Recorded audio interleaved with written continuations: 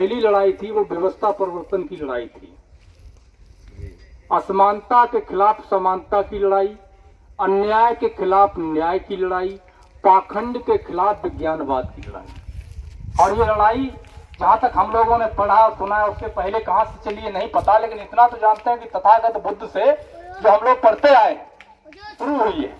उससे पहले भी लड़ी गई होगी, जिसका इतिहास या जानकारी हम लोगों के पास नहीं है। रिसर्च होगा, वो भी जानकारी कभी न कभी आ ही जाएगी, क्योंकि अब हमारे समाज के लोग पढ़ने लगे हैं, रिसर्च करने लगे हैं, तो जानकारी भी आएगी। तो तथागत बुद्ध से ये लड़ाई शुरू हुई और उसके बाद इस लड़ाई को लगातार पीढ़ी दर पीढ़ी हमारे महापुरुषों ने एक परंपरा के रूप में इसका निर्वहन करने का काम किया। महात्मा काली हो या पेरियार रामास्वामी नायकर, उसके बाद महात्मा फुले, साहू जी महाराज, बाबा साहब अम्बेडकर, जगदेव प्रसाद कुशवाहा, कर्पूरी ठाकुर, बीपी मंडल, उसके बाद मानव साहब काशीराम, जिन्होंने साइकिल से गांव गांव जाकर के समाज को जगाने का काम किया। सबकी लड़ाई जो थी वो एक ही थी, व्यवस्था परिवर्तन की। सत्ता परिवर्तन की लड़ाई नहीं थी, व्यवस्था परिवर्तन की जो असली लड़ाई है वो लड़ाई थी, वो आज भी चल रही है। सत्ता हमने कई बार परिवर्तित करके देख ली उत्तर प्रदेश में, ठीक है नहीं, अन्य प्रदेशों में भी हमने सत्ता परिवर्तन किया है। सत्ता परिवर्तन से हमारी समस्या का हल आज तक नहीं निकला। अगर हमारे हाथ में संविधान नहीं थमाया होता बाबा साहब ने, तो शायद आज हम लोग यहाँ खड़े होकर के बात करने की हैसियत में नहीं होते। और बात तो छोड़ो, ये लेकर के ये सब जो है 15 महीनों से जो हम घूम रहे हैं, ये संविधान की ताकत है। अगर संविधान नहीं होता तो हम नहीं घूम पाते। 4 कदम चलते, 4 लठ मार करके उठा के हमें बंद कर दिया जाता जेल में या कहीं पे मार दिया जाता। क्या बाबू जगदेव प्रसाद कुशवाहा की हत्या नहीं की गई?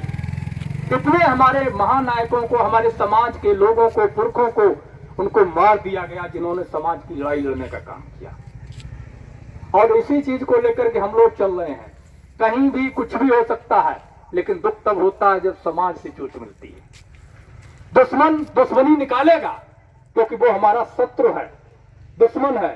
वो कोशिश करेगा कि हमें रोके, और जब नहीं रोक पाएगा, जब तर्क से नहीं जीतेगा, षड्यंत्र करेगा, षड्यंत्र विफल होगा, तो हमें हमारे ही लोगों द्वारा या खुद के लोगों के द्वारा मरवाने का काम करेगा। और ये हुआ है। बाबू जगदेव प्रसाद कुशवाहा ने कहा था कि पहली पीढ़ी मारी जाएगी, दूसरी पीढ़ी जेल जाएगी, तीसरी पीढ़ी राज करेगी। बाबू जगदेव प्रसाद कुशवाहा खुद मारेगी। मारे गए कि नहीं मारे गए? आप नौजवान सब पढ़ते हैं, आप जानते होंगे। तो ये होता आया है और होता रहेगा। हमारी लड़ाई वही है जो हमारे महापुरुषों ने शुरू की थी, असमानता के खिलाफ समानता की लड़ाई। इसमें पहली सीढ़ी हमारी क्या है कि ओबीसी की जातियां हों या एससी की जातियां हों, इन जातियों के अंदर एक बहुत बड़ी बीमारी है जो यहाँ पे है, इस जगह पे। वो बीमारी जानते हैं क्या है? वो बीमारी ये है कि मेरी जाति श्रेष्ठ है और फला की जाति नीची है। बीमारी है कि नहीं? सच बताइएगा, है कि नहीं? तो जब तक हम इस बीमारी का इलाज नहीं करेंगे, इसको यहां से नहीं मिटाएंगे, तब तक हम एक तो नहीं हो पाएंगे। ये तो पक्की बात है। तो पहले हमें यह मिटाना पड़ेगा, क्योंकि जिस दिन हम ये मिटा देंगे कि फला ऊंचा या फला नीचा या मैं ऊंचा तू नीचा, जिस दिन ये मिटा देंगे तो पहला कदम हमारा क्या बढ़ेगा कि हम एक साथ मिल बैठ करके अपनी समस्याओं पर मंथन करने लगेंगे। और जब समस्याओं पर मिल बैठ के विचार करेंगे, चर्चा करेंगे, तो इसका रास्ता भी निकलेगा। जब रास्ता निकलेगा तो साझा संघर्ष भी हम करेंगे कि नहीं? पहली बार उत्तर प्रदेश में बहुजन सत्ता जब आई थी, कब आई थी? जब मानवर साहब, काशीराम और मुलायम सिंह मिलकर के लड़े थे चुनाव, तभी तो नारा दिया गया था, मिले मुलायम काशीराम हवा मुड़ गए। आगे हम बोलना नहीं चाहते, समझ ही गए होंगे आप लोग, क्योंकि आजकल हम लोग सड़कों पे घूम रहे हैं, कंट्रोवर्सी बहुत हो रही है। कहाँ कौन टारगेट करेगा, कोई ऐसा तो है नहीं। हालांकि पुलिस सुरक्षा तो है, लेकिन वो जब आती है, अगर कोई विवाद हो जाए तो फोन करें तब आते हैं वो लोग, तो तब तक तो सब खेल हो जाएगा, है ना? तो हमें क्या है, अपने मिशन को आगे ले जाना है, बहुजन विचारधारा को आगे ले जाना है, जो हमारी आइडियोलॉजी है।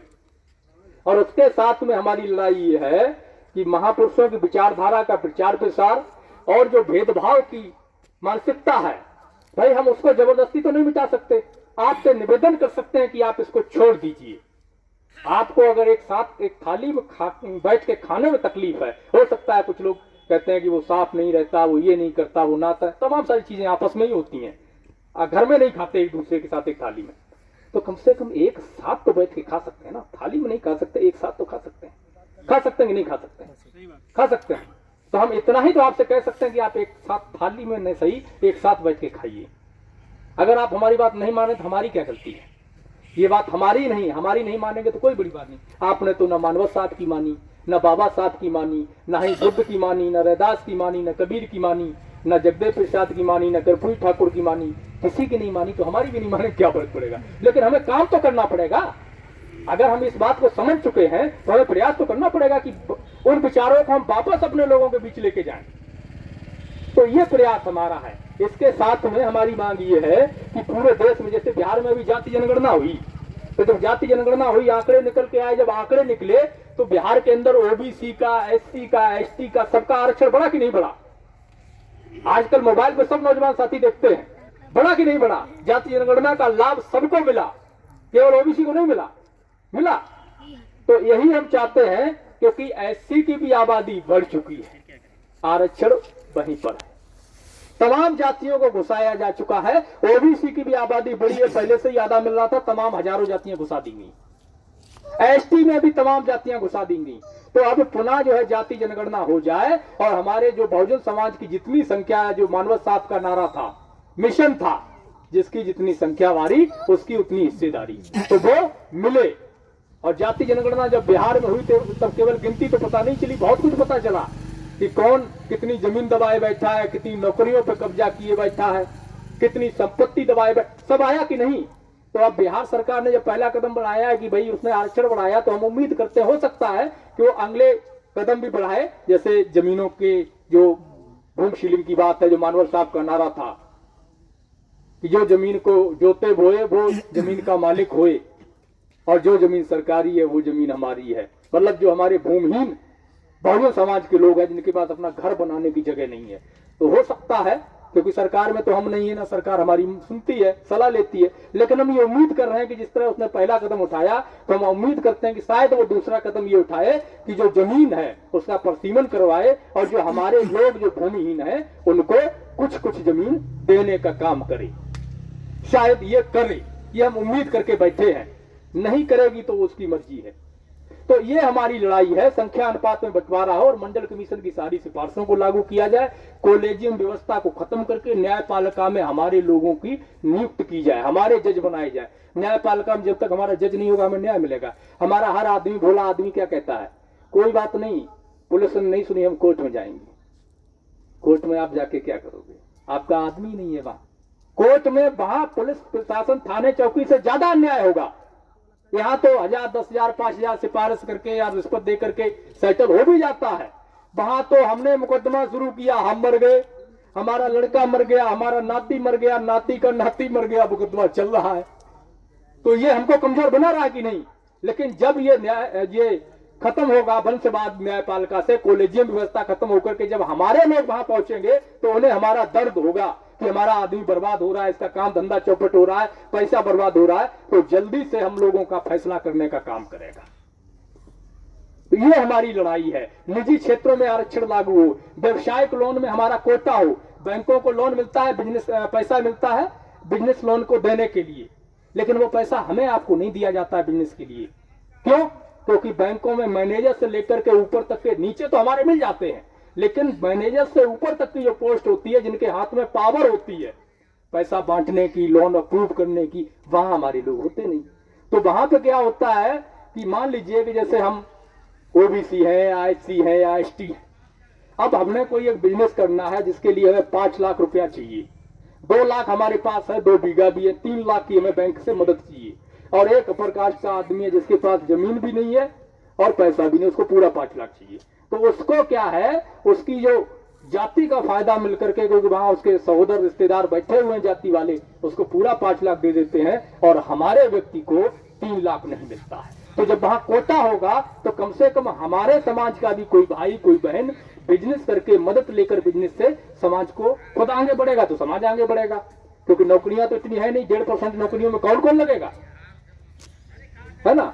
तो ये सब हमारी मांगे हैं और मुझे उम्मीद है कि आप लोग इस बात से सहमत होंगे, क्योंकि ये लड़ाई हमारी मांग नहीं है, मतलब कहने के लिए हमें कहना पड़ता है, ये हमारी मांग नहीं, ये हमारे महापुरुषों का मिशन है। संख्या अनुपात में भागीदारी, समानता, सहमत है, होना चाहिए। तो बस इतनी ही ये बातों को लेकर के हम 15 महीने से घूम रहे हैं और 17 फरवरी को इसका समापन है। लखनऊ में हम लोग अयोध्या फैजाबाद रोड लखनऊ पर स्थायी धरना शुरू करेंगे 17 फरवरी 2024 से।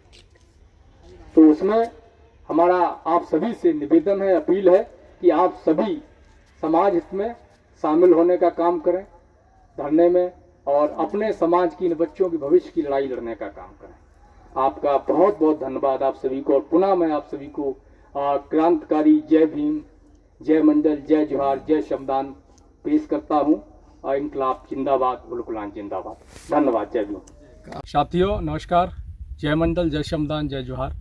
मैं अनुज सिंह विद्रोही।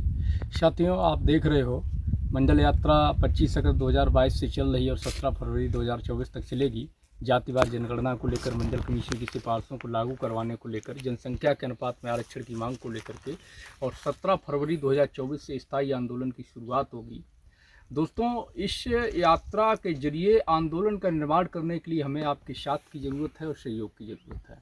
आप सभी से अपील है कि आप सभी इस यात्रा को चलाने के लिए आर्थिक सहयोग करें, यात्रा के जो वीडियोज़ हैं उनको अधिक से अधिक शेयर करें, और हमारे इस यूट्यूब चैनल को सब्सक्राइब कर लें, बेल आइकन को प्रेस करें ताकि आपको नोटिफिकेशन मिलता रहे, और अधिक से अधिक लोगों तक इस सूचना को पहुंचाएं। अपना कोई मीडिया नहीं है, अपना कोई तंत्र नहीं है, हम लोगों को अपनी लड़ाई, अपनी सूचनाएं खुद ही प्रसारित करनी, खुद ही लड़ाई को खड़ा करना है। शुक्रिया, जय मंडल, जय श्रमदान।